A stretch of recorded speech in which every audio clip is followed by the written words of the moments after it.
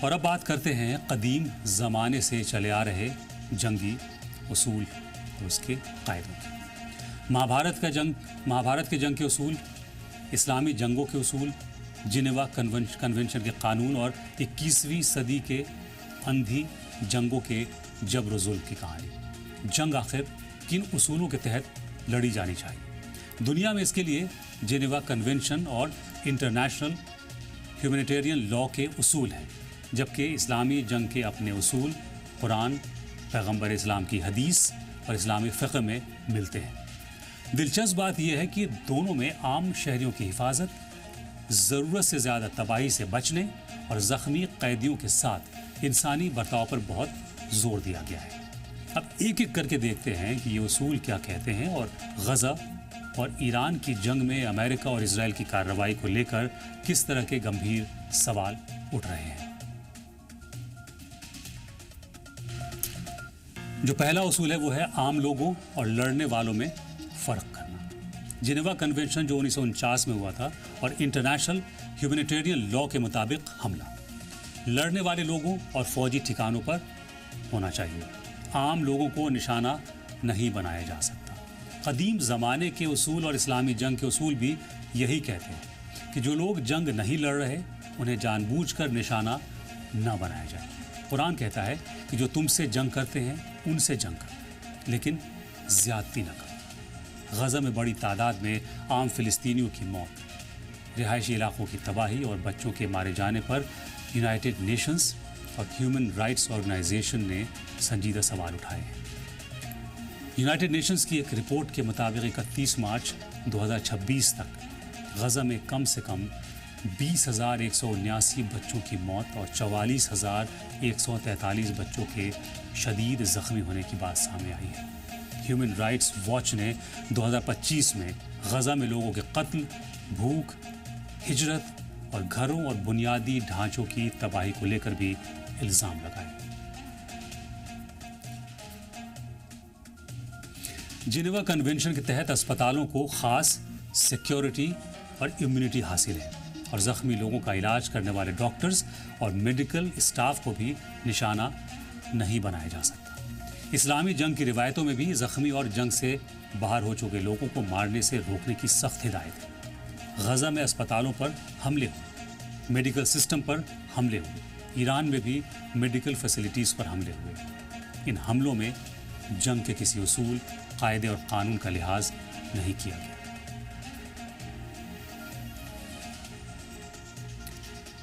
بھوکا رکھ کر جنگ نہیں لڑی جا سکتی، یہ بھی جنگ کے اصولوں میں شامل ہے۔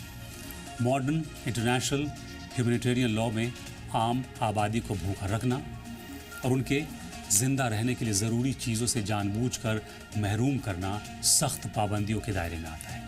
اسلامی اصول بھی عام لوگوں پر زیادتی اور بے گناہوں کو تکلیف دینے کی اجازت نہیں دیتے، لیکن غزہ میں کھانے، پانی، دواؤں اور دوسری ضروری چیزوں کی پہنچ پر پوری طرح پابندی لگائی گئی۔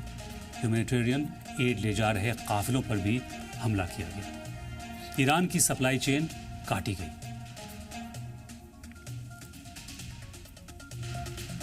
جنگ کے قیدیوں کے ساتھ انسان جیسا برتاؤ کیا جائے، یہ بھی ایک بڑا جنگی اصول دنیا کی تہذیبوں کا رہا ہے۔ جنیوا کنونشن کے تحت جنگی قیدیوں یعنی وار پرزنرز کا قتل، ٹارچر، ذلت، غیر انسانی سلوک ان کے ساتھ نہیں کیا جا سکتا۔ اسلامی جنگی اصولوں میں بھی قیدیوں کے ساتھ اچھا برتاؤ کرنے اور ان کے ساتھ انسانیت سے پیش آنے کی سخت ہدایت دی گئی ہے۔ اس لیے کسی قیدی کو صرف اس لیے مار دینا، ٹارچر کرنا یا ذلیل کرنا کہ وہ دشمن کا فوجی ہے، ان اصولوں کی روح کے خلاف ہے۔ لیکن اسرائیل نے فلسطینی فوجی قیدی تو چھوڑیے، عام شہری قیدیوں کے ساتھ جیسا سلوک کیا ہے، ہم ان کی تصویریں بھی اس اسکرین پر نہیں دکھا سکتے۔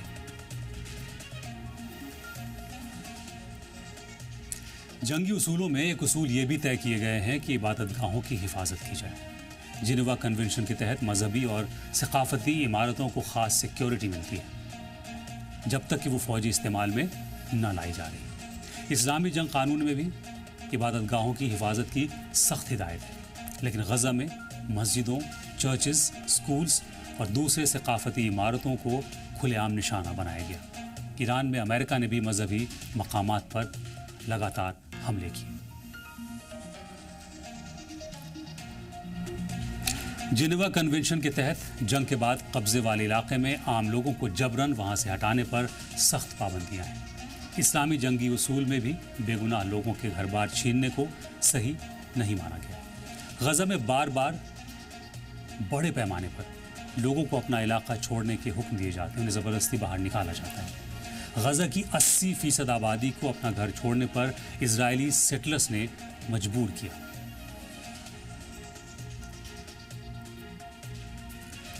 جنگ کے اصول ہیں کہ دشمن کے ساتھ بھی وعدہ اور سمجھوتا نبھایا جائے۔ اسلامی قانون میں بھی عہد اور امان کو بہت اہم مانا جاتا ہے۔ اگر جنگ روکنے کا سمجھوتا ہو جائے تو اسے توڑنا معمولی بات نہیں مانی جاتی۔ ماڈرن انٹرنیشنل لاء میں بھی سیز فائر اور سمجھوتوں کی اپنی قانونی اہمیت ہے، لیکن غزہ اور ایران میں بار بار سیز فائر کی خلاف ورزی ہوتی رہی ہے، حملے ہوتے رہے ہیں اور قانون کے رکھوالوں کی آنکھوں پر کالی پٹی بندھی رہی۔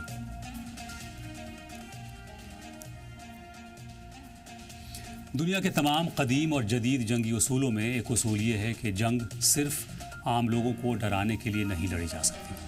انٹرنیشنل ہیومینیٹیرین لاء شہری آبادی کو خوفزدہ کرنے کے مقصد سے حملے پر روک لگاتا ہے۔ اسلامی جنگ میں بھی زیادتی اور بے گناہوں کو نشانہ بنانے کی مناہی ہے، لیکن غزہ میں بھاری بمباری، بڑے پیمانے پر تباہی اور لوگوں کو بار بار سیف پلیسز تلاش کرنے پر مجبور ہونے کی تصویروں نے اس اصول کو بھی رونق ڈالا ہے۔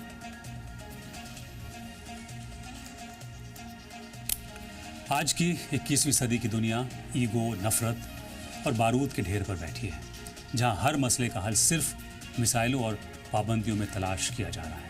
لیکن تاریخ گواہ ہے کہ جنگوں سے زمینیں تو جیتی جا سکتی ہیں، مگر انسانیت اور لوگوں کے دل کبھی نہیں جیتے جا سکتے۔ صلح حدیبیہ کی حکمت سے لے کر بنی ہاشم کا 3 سال کا صبر آزما دور اور جنگی اصولوں کی پاسداری، یہ تمام واقعات آج کے سیاستدانوں اور بڑے ملکوں کے لیے ایک آئینہ ہے۔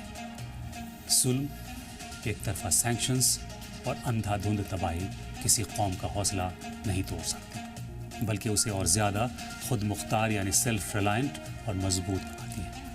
اگر آج کی دنیا اپنی انا کو چھوڑ کر بات چیت، انصاف اور جنگی اصولوں کا راستہ اپنا لے تو آدھی سے زیادہ جنگیں اور نفرتیں پل بھر میں ختم ہو سکتی ہیں، کافور ہو سکتی ہیں۔ ہم تو یہی چاہتے ہیں کہ ضد اور بلا وجہ کی انا کو دور رکھ کر دنیا انسانیت، امن، اتحاد، ایکتا، پیار، محبت، بھائی چارے، ترقی، تعمیر اور تبدیلی کے لیے ایک فورم پر جمع ہو، اور بات کسی ایک فرد، کسی ایک علاقے، کسی ایک قبیلے یا کسی ایک ملک کی نہ ہو، بلکہ اس دنیا میں بسنے والے 8 ارب لوگوں کی بات ہو۔ یہی اصلی مذہب ہے اور یہی اصلی دین بھی ہے۔